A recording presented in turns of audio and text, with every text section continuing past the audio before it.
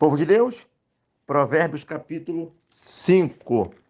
Título aqui na minha Bíblia: A advertência contra a lascívia. Meus irmãos, povo de Deus, existem quatro forças que operam no homem e que no ser humano, e que ele precisa dominar essas quatro forças. Porque são quatro forças poderosas e que, se não dominadas, trarão desgraça, dores para a pessoa e para terceiros. A força do poder, quando o ser humano tem poder, ele precisa saber lidar com o poder, né? O ser humano, ele tem a questão do dinheiro. No caso, o dinheiro é um poder de uma forma diferente, né? Mas especificamente o dinheiro, se o ser humano não saber usar o dinheiro, ele vai ter problema. Ele vai ter problema. Dinheiro. Tem a questão sexual. Se o ser humano não saber lidar com a sua sexualidade, ele vai se enveredar por caminho de morte. E tem a questão emocional. Dessas quatro, apesar de ter colocado por última, a emocional, para mim, é a maior força. Deveria ser a maior preocupação do ser humano, de cuidar, porque se não cuidar dela, ela nos aprisiona, ela sempre vai nos conduzir a atitudes erradas. Então, se fosse mudar a ordem por prioridade, é a força emocional, cuide dela, a questão do dinheiro, cuide dele, a questão da sexualidade, cuida, depende da sexualidade, colocaria até como segundo prioridade, e a questão do poder, é isso? Emoção, sexo, dinheiro e poder, eu colocarei nessa ordem, que são forças altamente sedutoras e que precisam ser dominadas no ser humano, porque ele tem alto potencial de domínio. E aqui no capítulo 5, dessas quatro, nós estamos tratando mais, o texto me parece não, está tratando especificamente a questão da sexualidade, né? Do poder que uma mulher tem de seduzir e de conduzir o homem para o caminho de morte, o caminho do adultério. Então, a mulher, ela precisa entender do poder que ela tem e controlar esse poder. O homem precisa entender o poder de sedução que a mulher tem e se preservar desse poder, que é forte e que precisa ser controlado, né? Porque pela natureza humana, a tendência, a natureza pecaminosa do ser humano, ele tende a esse caminho. É um caminho altamente prazeroso, sedutor. E eu sempre digo, o problema não é o sentir-se atraído. A questão é o que vai fazer depois disso. Eu sempre digo, Davi, ele olhou Betseba e o que ele viu, ele gostou. Normal. Seria preocupante se ele visse e não gostasse. Aí seria preocupante, né? Mas o ele ver e sentir atraído e gostar não é preocupante. A questão é o que ele faz depois de ver e se sentir atraído. Esse vai fazer toda a diferença. Você acha que José, José do Egito, ele olhou aquela mulher de Potifar, ele não se sentiu atraído? Tu acha que a mulher de Potifar não despertou os instintos naturais de José? Claro que sim. Aquela proposta era altamente atraente. Mas a consciência de José, fez ele rapar fora, correr, fugir daquela proposta. Entendeu? Então quando você, minha irmã, quando você, meu irmão, por algum motivo, direto ou indiretamente, sentir, o sentir da natureza humana. A questão é o que você vai fazer com o que você sentir. Isso vai fazer toda a diferença. E aí, a... o texto diz: Filho meu, atende a minha sabedoria e a minha inteligência, inclina os ouvidos para que conservares a discrição, e os teus lábios guardem o conhecimento. Porque os lábios da mulher adúltera destilam favos de mel, e as suas palavras são mais suaves do que o azeite. Tá vendo? Ó, os seus lábios, que você vai conversar, bater papo, a sua conversa, né? A sua conversa são conversas de conhecimento, né? De um conhecimento que vai te levar ao caminho da vida, não da morte. Então, cuidado com o que você está conversando, ok? Cuidado com o que você conversa. Cuidado com a abertura que você está dando para aquela mulher ou para aquele homem. Então, você tem que trabalhar, porque tudo é um começo. Ela percebe quando você dá uma abertura. Ele percebe quando você dá uma abertura no caminho do adultério. Entendeu? E se perceber e o negócio dá continuidade, a pessoa sabe. A mulher sabe, o homem sabe, quando já estão trilhando o caminho do adultério. Deixa eu ver que palavra. Versículo 4. Mas o fim dela é amargoso como o absinto, agudo como a espada de dois gumes. Então, a questão é que vai ser muito bom, vai satisfazer a carne, vão ter altos momentos. Mas qual é o fim dessa história? A Bíblia mostra, o fim é trágico, né? Os passos da mulher adúltera, versículo 5, conduzem ao inferno. E sempre quando você vê inferno lá no Velho Testamento, basicamente, eu não sei se tem outra intervenção, eu acho que não. É sempre Sheol, é sempre mundo do morto.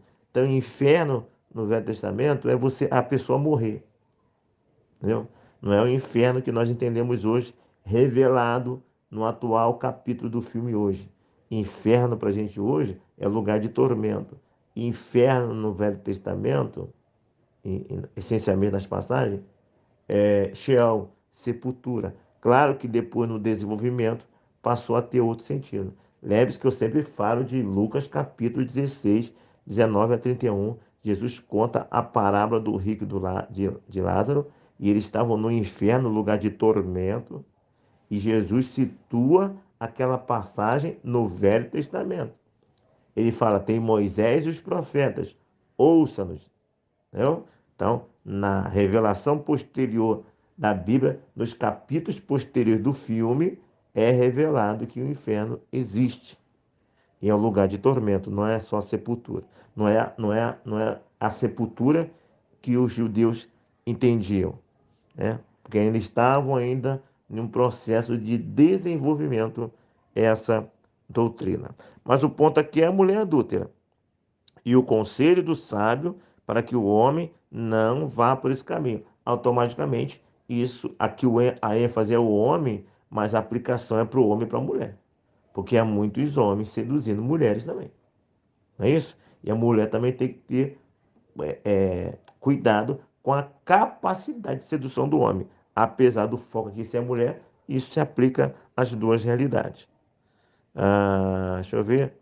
Versículo 6, né? Afasta o teu caminho da mulher adúltera e não te aproxime da porta da sua casa, para que não dê a outrem a tua honra, nem os teus anos a cruéis. Então sai fora disso. Se afasta disso. Lembra de Jó? Uma das questões que Jó levantou, ficou pensando, uma autocrítica, será que eu teria deixado que os meus olhos se seduzissem por uma donzela? Aí depois Jó responde para ele mesmo: Não, eu fiz um pacto com meus olhos. Está lá em Jó capítulo 31. Jó fez um pacto com meus olhos. Podemos dizer aqui que o autor de Provérbios está nos dizendo: Ei, homem, e podemos aplicar também a mulher: Ei, mulher, faça um pacto com os teus olhos. Olha que você está permitindo teus olhos verem. Entendeu? Eu estava fazendo aqui uma pesquisa da palavra, né? Do contexto aqui, que me veio uma ideia na cabeça. Aí me veio uma palavra que eu não vou falar aqui, que é uma palavra feia. Eu falei, o que significa essa palavra? Aí fui lá na internet para confirmar aquela palavra. E nessa minha pequena consulta já está lá uma porção de vídeos sobre orgias, sobre casais que se encontram para orgias, né? Você sabe que nome é esse, né? Aí eu falei, tá vendo? O Provérbios aqui, ele está nos orientando a fugir desse tipo aqui. Olha só o que está dizendo aqui, ó. Ah, por que eu estou falando negócio do YouTube? Porque hoje a sedução, a possibilidade do adultério, ele está dentro de casa. Porque Jesus falou lá em Mateus que ouviste que foi dito, não adulterarás. Eu, porém, vos digo, se alguém atentar em uma mulher com cobiça, já adulterou com ela. Antes, no Velho Testamento, o adultério só acontecia de forma prática. No Novo Testamento, na nova revelação, no outro capítulo do filme, só em a pessoa olhar e começar a planejar, já começar na mente dele, mentalizar já o acontecimento já planejado, já é pecado. Observe que eu estou falando de um planejamento mental, uma abertura, um pensamento constante de estar com aquela outra pessoa de forma errada. Isso em si já é o adultério. Segundo Mateus, capítulo 5, acho que é 27. Entendeu? Então, o texto que eu li aqui me fez lembrar uma prática que existe hoje no mundo. Eu falei, acho que isso aqui tem a ver com aquela outra, que eu não vou nem falar o nome, que é feia. Você sabe o que eu estou querendo dizer. E aí, eu fui lá dar uma pesquisadinha, tá lá na minha frente, é só clicar. Eu estou aqui nesse exato momento fazendo minha devocional com Deus. Né? Era só clicar ali que tem cenas ali à vontade. Cenas que qualquer um que ver não tem como não ser provocada a sexualidade da pessoa. Seja homem, seja mulher. Está a um clique do abismo. Percebe? Então, olha o que você tem visto. Cuidado. Nossa reunião de juniores, interessante isso.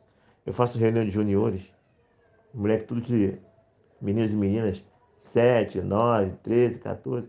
E sempre eu falo assim, ó, então, cuidado com o que você fica vendo, aquilo que você fica vendo na internet, você sabe que está errado.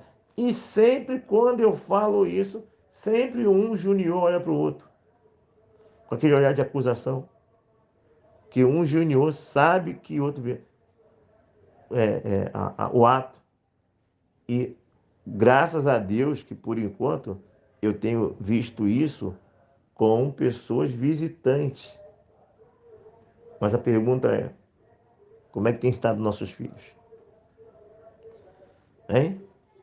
Você tem tido cuidado com teu filho com relação a isso? Eu tenho observado isso em visitantes. Muito comum, entendeu? Outras coisas mais normal, né? A gente vê também até com os nossos.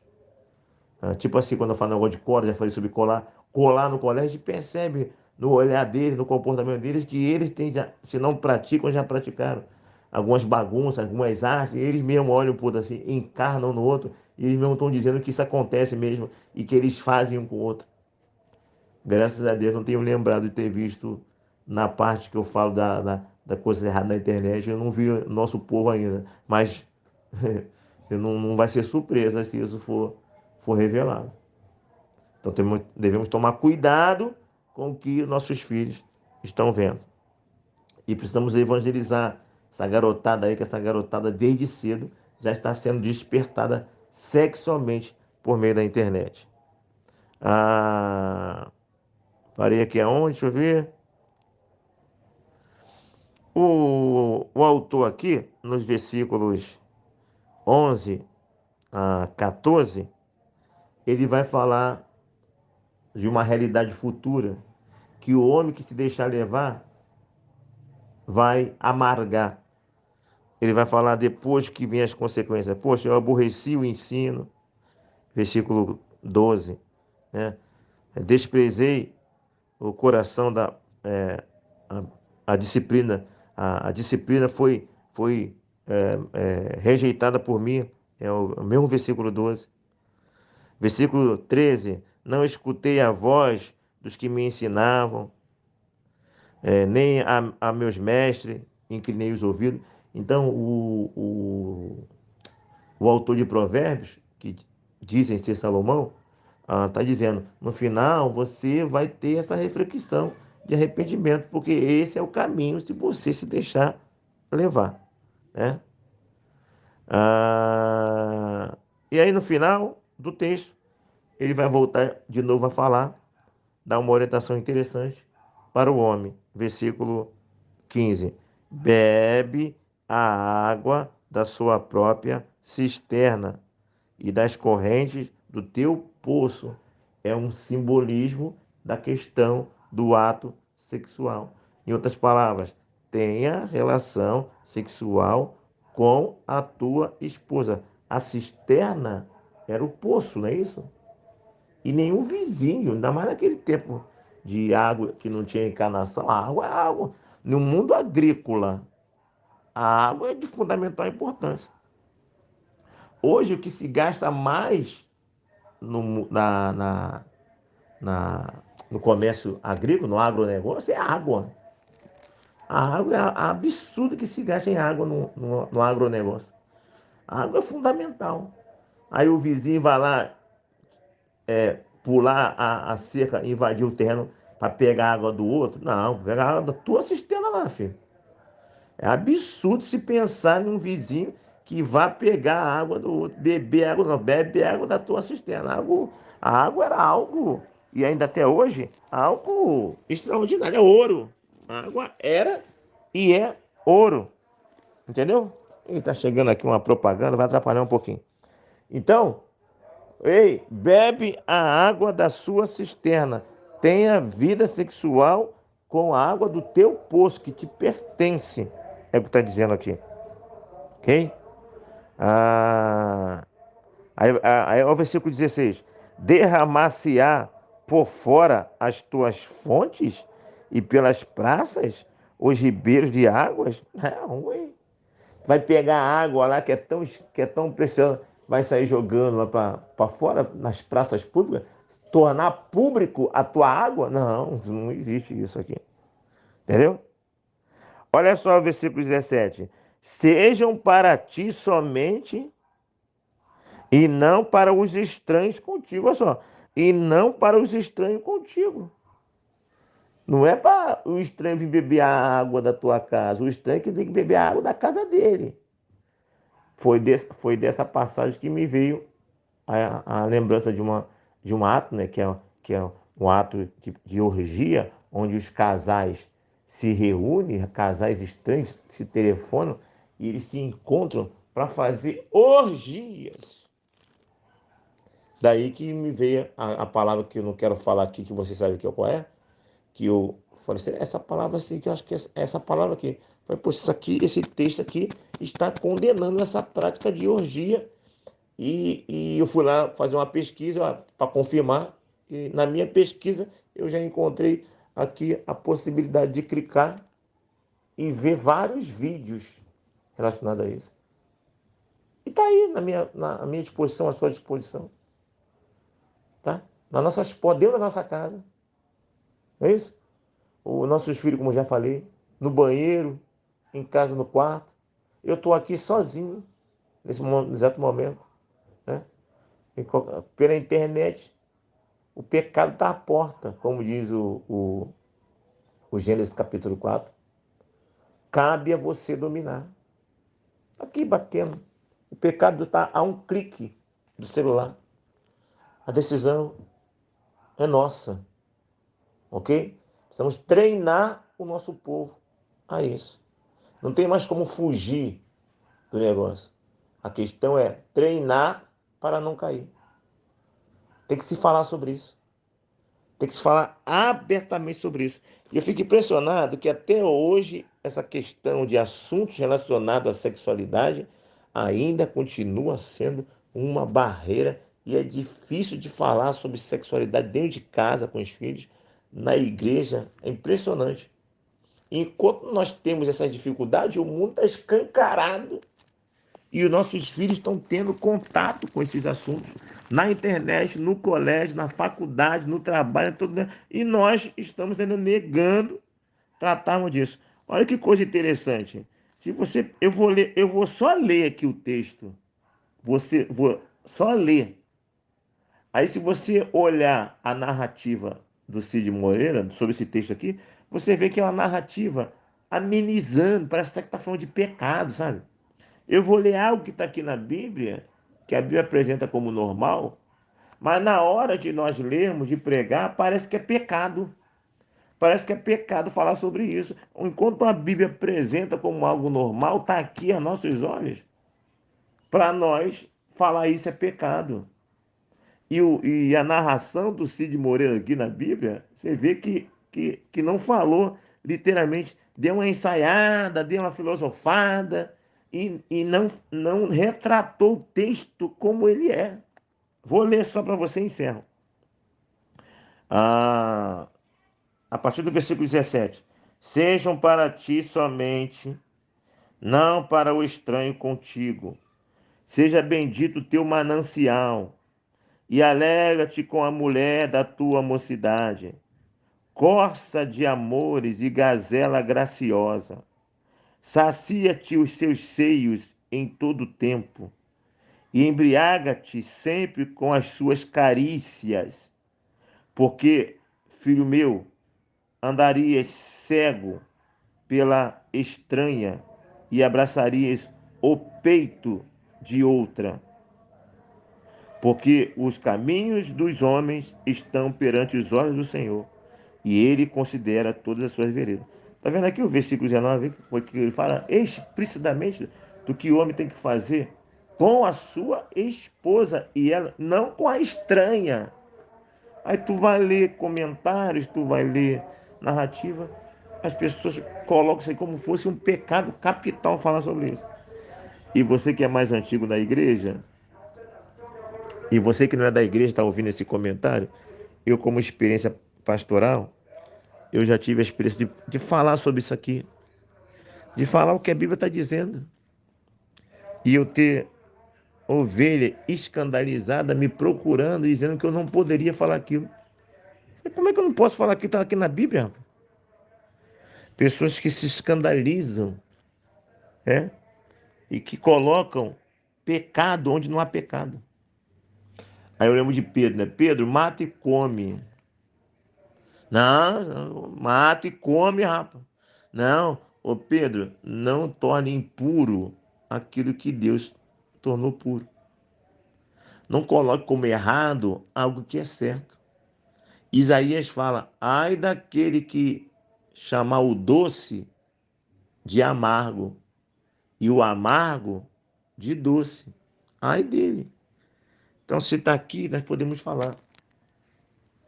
E na igreja sempre fala, sempre nós usamos os mesmos, nós ouvimos o mesmo discurso, né? Isso é coisa para ser falado no encontro de casais. Encontro de casais? Pago, né? Quando é que acontece encontro de casais? Durante o ano. Quando acontece é uma vez no ano. E quando acontece uma vez no ano, é pago, nem todo mundo pode ir.